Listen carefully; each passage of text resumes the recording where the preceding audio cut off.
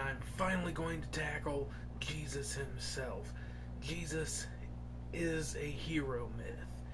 Is the topic of this. It's not a. It's a mohawk, and I got real curly hair. I know it looks a little weird. Yeah, okay. Sorry, I just noticed that on there. And I don't edit to compress time because I like to just go for it. But okay, so Jesus is a hero myth. Okay, so I'm going to start this, and please, you're going to have to strap yourselves in for the ride on this one. It's going to take a little bit of time to get through all the material that I've got about this. I've got my notes and everything up on my screen here. This will take a while.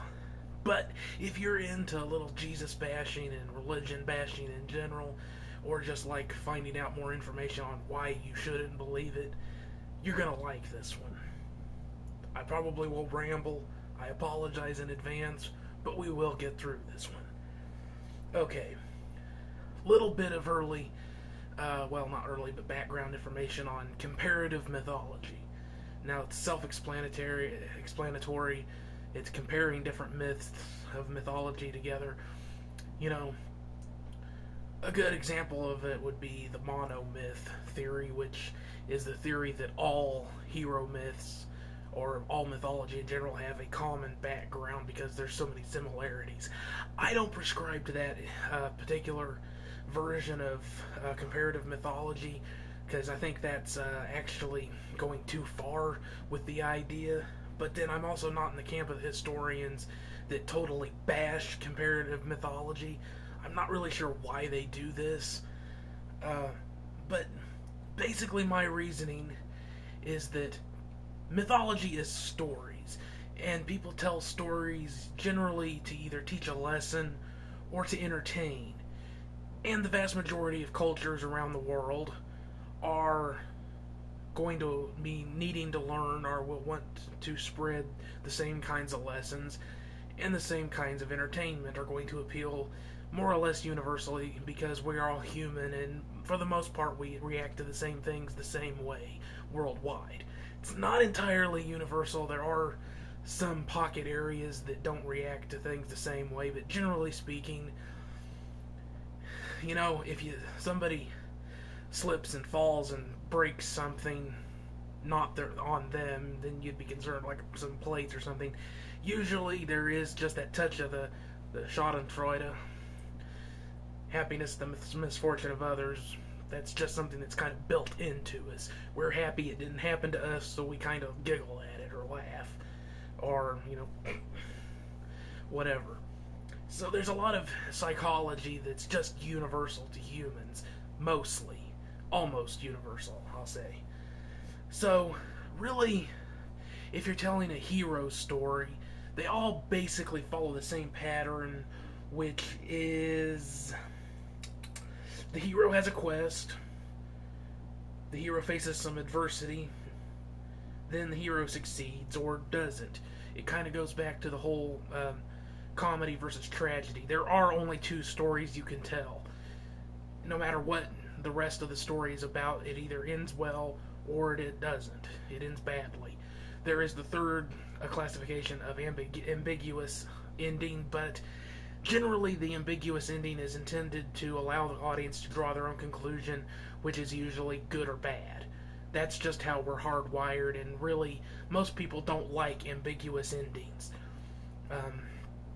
Some people will clap because they think they're sophisticated, but really they just don't make any damn sense. And most people don't like them because they don't make any sense. Okay, so basically the outline of Jesus is he wants to bring change for his people. The rulers of his people and those who rule them are against this. He appears to be defeated, but succeeds in the end, the underdog aspect to his story, okay? Now, Jesus as a pure myth, no historical Jesus whatsoever. Obviously a little difficult to prove, but I will get to why I'm convinced that there was no historical Jesus at all. But I'll stick to some of the just parallel stuff, the comparative stuff for now. The 12 disciples. 12, the number 12 shows up a lot in old myths and legends and stuff.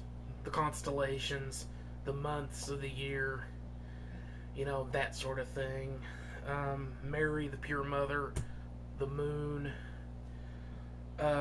Joseph, I'm pretty sure Joseph was just thrown in so Mary would have a husband.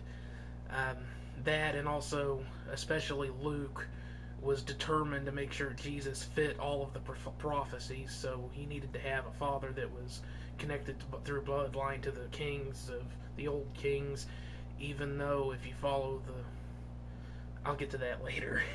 It doesn't make sense. Okay. Christ is a title, not a name. It's the Greek version of Messiah, ancient Greek version of Messiah, which is a title. It's just one little thing.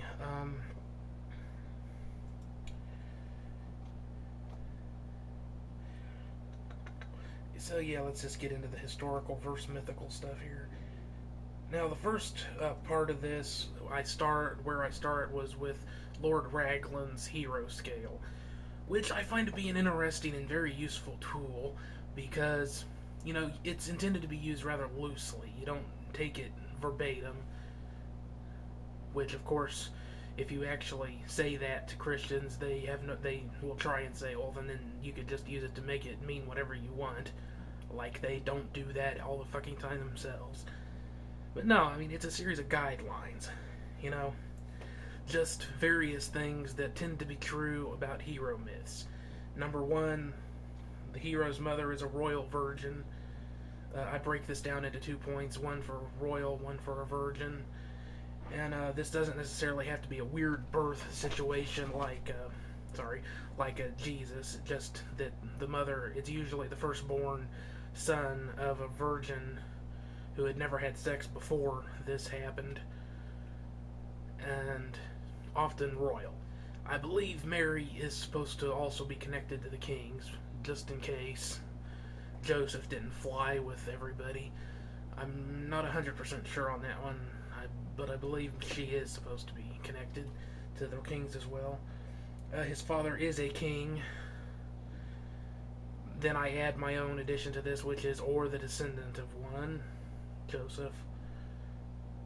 And I add an additional point if they are exiles, which I believe Joseph was, to some degree. The father is often a near relative of the mother. That's not true for Jesus, I don't believe. The circumstances of his conception are unusual. That's where it gets into the weird part of the virgin birth and everything. Then you have like the Hercules as the son of Zeus, the Minotaur, weird shit like that. He is reputed to be the son of a god, which generally means number 2 is his adopted human father. At birth, an attempt is made, usually by his father or his maternal grandfather, to kill him. I break this down and change it to 3 different points. One for anyone trying to kill him, because that is common in a lot of different hero myths and even god myths. Zeus,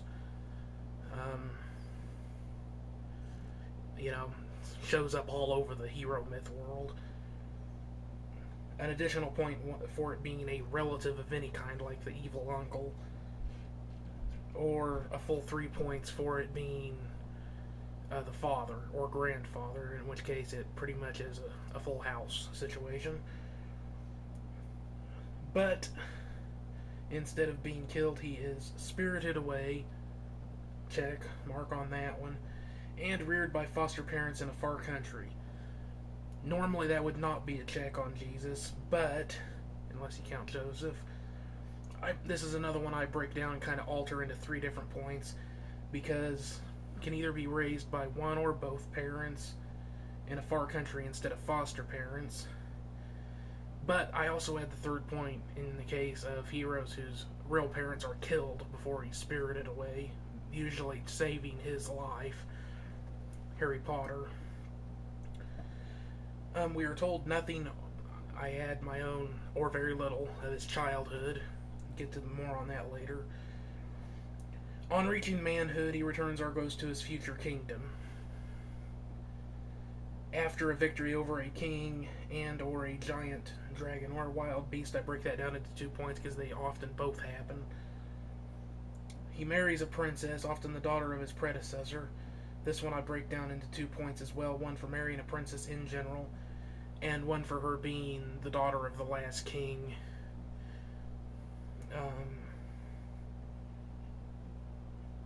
Yeah, and you might even want to go ahead and add a third point here.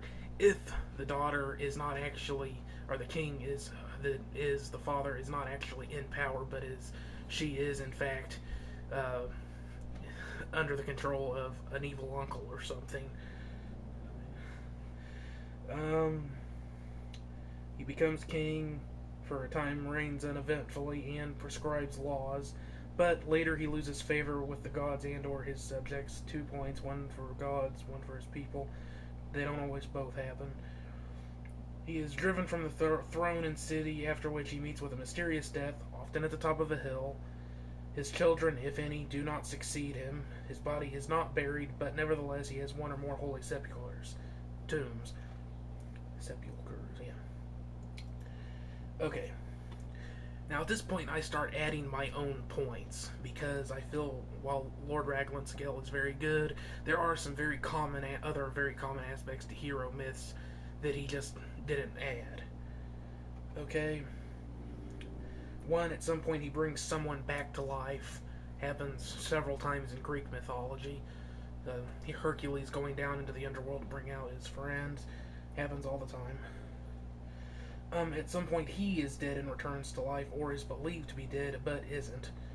Which would fall under the news of my death is greatly exaggerated cliche. His birth is said to be the fulfillment of a prophecy, and or he has a destiny to fulfill, and or someone has a prophetic experience in his presence he is to fill. Basically, at some point a prophecy comes into play, and he either fulfills it by being born, basically, and then goes on to complete the task that's foretold above, or after, at some point in his life, the prophecy comes to light and he fulfills it. That shows up a lot. Harry Potter, for example. He performs great feats and or miracles beyond the capacity of normal people. Feats or miracles depending on the structure of the myth in question. He is the creator of his own downfall in some way beyond just losing favor. Example, King Arthur is the father of Mordred. And the rather weird way Hercules... You look at Hercules dies in a really weird way, but he does kind of cause it to happen himself. 2 different ways, actually. In the case of Jesus, he pissed off his people before they turned on him. It wasn't just they turned on him for no particular reason. He was a cunt, basically. You know? Or he was a really nice dude and they wanted somebody that was a bit more of a cunt. However you want to look at it. Someone will attempt to seduce or tempt the hero. If this is successful, it usually leads to their downfall. The devil trying to tempt Jesus. The dude with the long hair. Samson, I believe, yeah. Shows up a lot. Yeah. Ends up with a band of other men on some sort of adventure or quest. Jesus and his apostles. Jason, Sinbad, King Arthur, Lord of the Rings. Use of an unusual or enchanted tool or weapon, or imbues objects with some supernatural ability.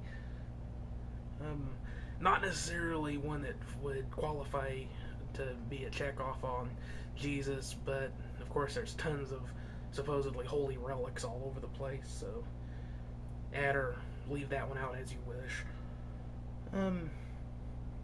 The hero is aided by a god at some point rather than just being a favorite, or born of a god, who often turns on him later, which is kind of the same as the one on Lord Raglan's number 16. Heroes or people they know seem to have a high rate of going or being driven mad. 2 points if both. I don't think that anybody necessarily qualifies to check Jesus off on that one, but it does crop up quite often. The hero is described as having one particular trait that is very great. Hercules' strength, Jesus' compassion, except for that fig tree. A long death. This is a real hero myth staple, is the long death. It's not just a mysterious, weird death at the top of the hill that's common. It's just a long, weird death in general. Heroes need to die dramatically, which usually means it needs to be drawn out in some way. So, crucifixion, perfect example. So it's either a torturous death, or somehow they manage to linger on well past the time that any normal mortal would have shuffled off the coil. Now here we get into the real biggie part of this, which is major differences between hero myths and real people. Just little things about mythology, hero myths in general, that don't really fit real people. The lives of real people that we know lived. Okay? First off, the biggie. Or one of these are all biggies, some more than others, but number one. There's little to no development or exploration of the hero's life beyond fulfilling the narrative within what we're told about them. Okay? Everything about them fits a basic structure of they need to do something, they do it, next thing that needs to happen to move them through the story. Okay? And they either accomplish their goal or they fail and learn a lesson. And usually in the case of some of a Messiah type hero character like Jesus, every story is intended to teach a lesson to people. The manner of their death is generally unusual, heroic, and or very symbolic. They don't just end up getting knifed in an alley, basically. They don't die from old age. Heroes very rarely commit suicide. There's just always, in a hero myth, there's always something very grand and mystic and symbolic about their death. You know, it's never just, he died, that sort of thing.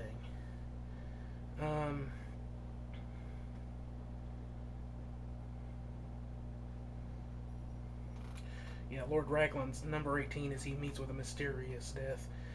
And I do consider this to be a bit different. It's really two sides to the same coin, which is the mysterious death is part of it, but it's not just that it's mysterious, it's just that it's weird or completely unmundane in any way, shape, or form. Like Caesar's assassination, okay? There's something about, I believe, in the story of how he was assassinated or his last moments.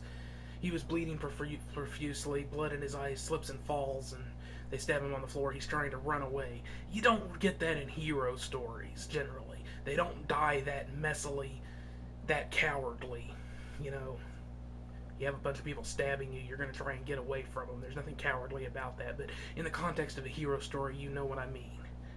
So, or King Arthur. The first part of it is not mysterious. I'm familiar with mainly the Excalibur, the movie version of the way Arthur is killed, or is he? That's where the mysterious part comes in. But Mordred stabs him with the spear. He pulls himself down the spear and then stabs Mordred, who drops dead instantly. King Arthur manages to hold on just long enough before he collapses, which is not mysterious, but it is very epic and symbolic. But then, of course, the ladies from Avalon or whatever come and take him away, and that's the mysterious part, and he's supposed to come back later. On the other hand, they do often seem to know someone who commits suicide or is killed in some bizarre, stupid fashion. which I would include with the noble death that spurs the hero on, to be found in many Marvel movies. I'm not complaining. Coulson, for example. Judas commits suicide. I believe Hercules had several friends who met weird and untimely demises. That sort of thing. There are multiple variations on the life of the hero that differ in minor but striking ways.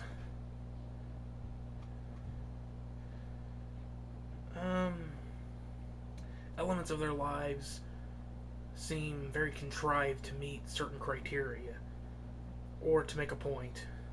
Going back to what I was saying about Luke in the Gospels, he was the one that seemed the most determined to make sure that the birth story of Jesus met all of the Hebrew prophecy criteria, which is why there's the thing about the census and they have to go back to the town of his birth. I got this off of QI, of course, if you've watched that show. So that is where I originally found out about it and looked it up and like, yeah, that's true. No need for him to move to any particular place to be counted for this census. So that part of the story is entirely invented just to get Mary and Joseph to the right city to have Jesus be born. Probably the most major aspect of historical versus mythological is corroborative documentation of some description, particularly by their enemies. Many historical figures end up with tall tales attached to them. George Washington, the whole cannot tell a lie thing is made up. Johnny Appleseed. And there are, of course, historical figures that seem too fantastic to be real. Joan of Arc. But we know that they existed because lots of people wrote about them. There are paintings, in the case of many of them. Not all, but some. And if they had enemies, the fact that the enemies don't write anything about mythological figures has a lot to do with it as well. Because if somebody is a pain in your ass, people tend to document it to make sure other people know not to do the same things, if for no other reason. And heroes do things that tend to get a lot of attention, which is why they tend to end up dead in very public and messy, nasty ways. And if there's no record of it outside of the myths, it isn't likely to have happened. And again, in this case, Jesus is the perfect example. There are no documents by any scholars from the period. None. People, the whole Josephus thing, pretty much known to be a fake, and that's the closest one to any kind of corroboration, and it's known to be a fake by pretty much anybody credible. But even if it is a real quote, he still was not born until decades after Jesus would have been dead, so it's still, at best, second or third hand information. There is not a single documentation or anything, no scholar wrote a single thing in his lifetime. Okay, you got this dude going around supposedly doing all these miracles. Nobody wrote anything about it in the period, in the day. No one. And don't tell me about the Gospels. They're completely anonymous. Okay, there's traditions that are handed down from the 200s about who wrote them, but they're totally anonymous. There is not a single verifiable fact as to who actually wrote them anywhere or precisely when they were written. Okay? Could have been anywhere between like the 30s and the 200s, or probably the late 1900s, or not 1900s, 100s. So, 30s to 100s, okay? Anywhere in there. Because there's nothing at all that can be verified between those points.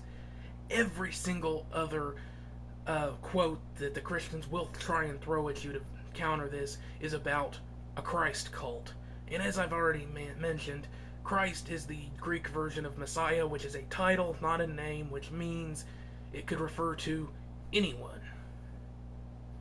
Does not mean that there was a Jesus called the Christ, or actually Joshua called Messiah. Now,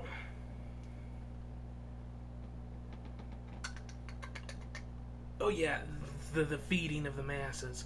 That's the one that really pegs this in my head for the whole miracles, is that it not once but twice Jesus is supposed to feed thousands of people. And another a factoid from QI, it only mentions the men. So 4,000 or 5,000 men are fed, plus women and children. So possibly 10,000 people, tens of thousands maybe. No, not likely. Maybe 3 times as much if you figure one man, one woman, one child, or a woman and a child for every man, then you're tripling it at least. Okay, all these people. I know it was not a time for great literacy, but you'd think that the word would have gotten out and people would have talked about it and spread it and people would have written about it somewhere. Nowhere can you find these documents because they don't exist. It just doesn't make sense when you really stop and think about it. So, and also, probably one of the things, if not the thing, that actually gets me the most about the lack of corroborative evidence, are not a corroboration, but authorship. Okay, he's supposed to be the Son of God. Can he not write? And he's supposed to have all these messages that he wants to carry out to the world, and it's supposed to be the most important thing that's ever happened in history. He doesn't write anything down. It's always, and it's not even really, some of the Gospels are supposed to, traditionally, were written by apostles, but several of them are written by followers of apostles. And again, like I said, they're totally anonymous. The traditions are handed down that we can verify from the 200s, so anybody could have written them at any time. But it is known because of things that are mentioned in the Gospels that they were written at least 30 years after Jesus would have died. Why did it take so long? Why? Why didn't he have anybody write shit down for him personally? Why didn't he write anything down personally? Supposed to be the most important person that's ever been born in the history of the entire human race. Couldn't write a fucking thing himself. Why? Doesn't really make sense, does it? Okay. Carrying on with the list here. This one doesn't really apply to GZ. Trouble with the women in their lives. Guess it depends on Mary Magdalene. I don't think that anything happened there. But, yeah, heroes, myths, if they are sexually active or have wives or whatever, or women in their lives, something bad tends to happen to them, or someone tries to do something to them. Trouble. On a related note, hero myths usually aren't very realistic in their sexual lives and love lives in general. Especially for the time period when it was, maybe not everywhere, but generally it was considered good form to either be completely monogamous or celibate. And not necessarily for love, okay? Hero myths usually do have a great love that they marry. They're real pussy hounds, Hercules, or they're totally celibate, which is also weird in a different kind of way.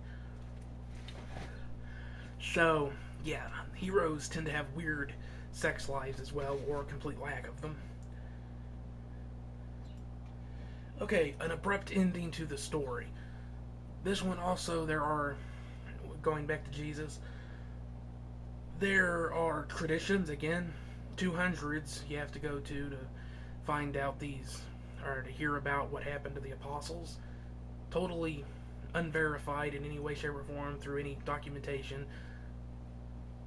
They have the traditions from the 200s that say what happened to them. In the Bible, 2 of them We know what happens to them because of what's in the Bible. 2 out of 12. You know, when you're talking about a historical figure, the story doesn't just end when they die. More shit happens. There are consequences to the things famous people through history tend to have things that happened because of the things they did. The story just doesn't abruptly stop. And people who become famous by association but didn't die at the same time as them carry on and usually have other things happen to them in their lives that are talked about. Jesus and his apostles? Nope. The resurrection happens in the story, and then Revelations. And that's it. Everything else is carried down by tradition. Okay. A lack of depth to the individual in question. Heroes tend to be depicted as ideals, a type of person, rather than a really fleshed out person. Now, some who, like Hercules, who were extensively used as characters through mythology, tend to have a lot more personality in some ways, although really he's the same brutish, barbarian type. Smash smash, get woman, Basically, that's him through all the stories about him. Not a very fleshed out person.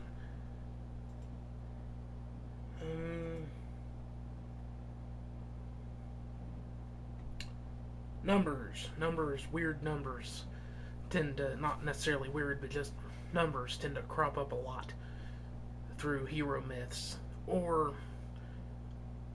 more generally, if that's too specific for you, rounded out periods of time, like Odysseus. The Trojan War took 10 years, and then it took 10 years for him to get back home. All the instances of the number 40 in the Bible, the Quran as well. I actually found out that the whole 40 days and 40 nights is basically the biblical times way of saying it took a long time.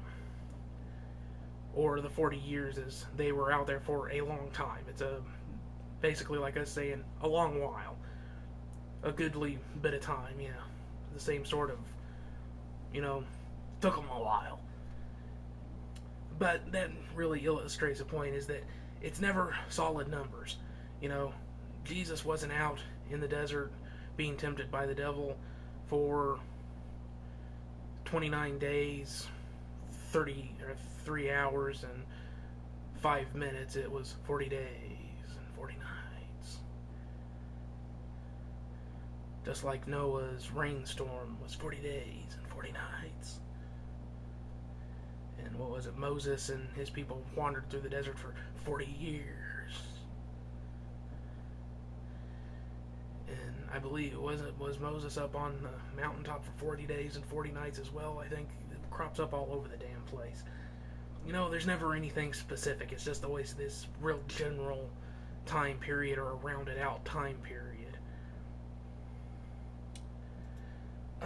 Overly convenient demonstration of abilities not displayed before they are needed in the story and often never shown again. They just seem to be able to do anything that needs to be done to get them through that part of the story, basically. Happens in role-playing games like Final Fantasy all the time. Could be a million-year-old piece of technology that nobody's touched in almost a million years since this great old civilization has disappeared.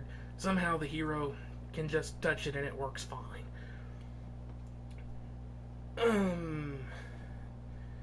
We're in the home stretch now. Only 2 more things to go. No sense of humor in the story. No embarrassing stuff.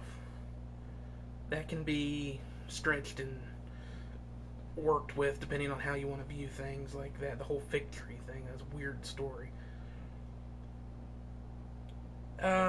Most people have funny stories and, oh shit, did that really happen, moments that find their way into history about them when they're historical figures. like Napoleon and his stomach problems at Waterloo and other points in his life. Um,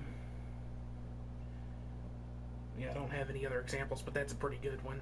It's not flattering. It doesn't teach you a lesson. It just was something that happened. You know, dude trying to conduct a battle, major stomach problems. You know, it's embarrassing, but it's still in the history. Description issues is our last one. It's usually either a very idealized description. That's very common. More than one description. And, of course, the biggie, no description at all. Because even if it's kind of vague, historical people do tend to be described, and it's not always flattering. You know? Especially when they had enemies. Napoleon, again, good example. People think of him as being short. Something else I got off of QI. Love that show. He was thought of as being short, but he was actually tall for his time. For the time period, he was taller than Wellington, actually. And he's only thought of as being short now because he was lampooned in British. Well, I don't think it was just British, but I know for a fact British cartoons depicted him as being really small and angry. That's where the whole idea of the Napoleon complex comes from. It's a total fallacy. Okay? So, if they have enemies, not only is there bound to be descriptions of them, there's bound to be very nasty, unflattering descriptions because it's something that happens throughout history. It has happened throughout history. People talk about people who become famous in some capacity. They talk about how they look and what they do. Caesar was incredibly vain and was going bald. That's why he wore the laurel crown, because he was hiding the fact that he was bald. More stuff off of QI. Apparently, some people think he might have invented, at least to the modern, what we know, people did, the comb over. Because there's this description of Caesar combing his hair, doing a comb over. So, again, it's this whole thing that Jesus, you know, people will try and say, oh, he was just a peasant. Yeah, he's a peasant that's raising people from the dead, turning water into wine at weddings, feeding thousands of people more than once. I think people would have been writing about the dude if he was really around. And the Jews, why didn't they talk shit on him after they turned on him? You know, again, he had enemies. The entirety of the Hebrew people turned on the fucker. Nothing about him. No, like, don't claim to be a fake king or you'll end up like this dude. Nothing. Nowhere. Not a word. No lampooning. No dire warnings. No fuck this dude, he's a douchebag. Nothing. Because there is no description of Jesus in the Bible at all. I know that black people try to use the skin of brass or whatever. I don't know where they get that from, actually, because there is no description of Jesus anywhere. None. Zero, zip, nada. None at all. You'd think if the apostles really wrote those gospels, or people that actually saw the man, they would have told us what he looked like. It's kind of a basic curiosity thing that people tend to want to know who the person that they're being told about is and what they look like so they can have a picture in their head. They didn't even bother to describe him because he didn't actually exist. It's just a fucking story. That's just the way it is. Stop acting like it's a big deal. Bye.